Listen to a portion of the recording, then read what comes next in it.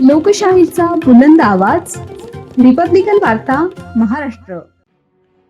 पोरगाव चौफुली येथील 2 दुकान फोडी प्रकरणी आरोपी अटकेत. बिडकीन पोलिसांची धडाकेबाज कारवाई. 5,000 रुपये जप्त. पोरगाव चौफुली परिसरातील 2 दुकानात घुसून रोख रक्कम चोरणाऱ्या आरोपीला बिडकीन पोलिसांनी अटक केली आहे. या कारवाईमुळे परिसरातील व्यापाऱ्यांमध्ये समाधान व्यक्त होत आहे.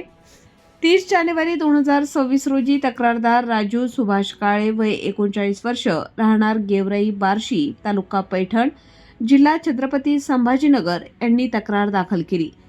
29 जानेवारीच्या रात्री दुकाने बंद करून घरी गेल्यानंतर दुसऱ्या दिवशी सकाळी दुकानाचे दोन्ही शटरचे कुलूप कटरने कापलेले दिसले. गोडाऊनच्या मागील बाजूने आत प्रवेश करून चोरी करण्यात आली होती.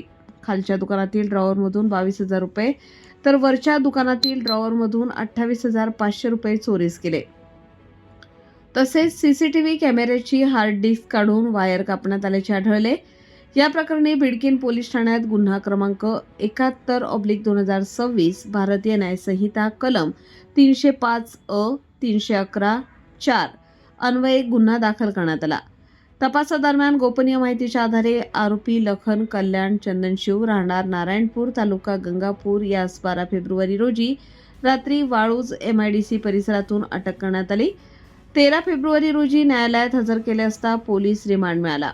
रिमांड दरम्यान आरोपीकडून 5,000 रुपये जप्त करण्यात आले आहेत. पुढील तपास सुरू आहे. ही कारवाई पोलीस अधीक्षक डॉक्टर विनयकुमार राठोड, अतिरिक्त पोलीस अधीक्षक अन्नपूर्णा सिंह, उपविभागीय पोलीस अधिकारी सुनील पाटील यांच्या मार्गदर्शनाखाली सहाय्यक पोलीस निरीक्षक निलेश शेळके, पोलीस उपनिरीक्षक मनजित सिंग सेना, हेड कॉन्स्टेबल माळी व होमगार्ड चव्हाण यांनी केली आहे.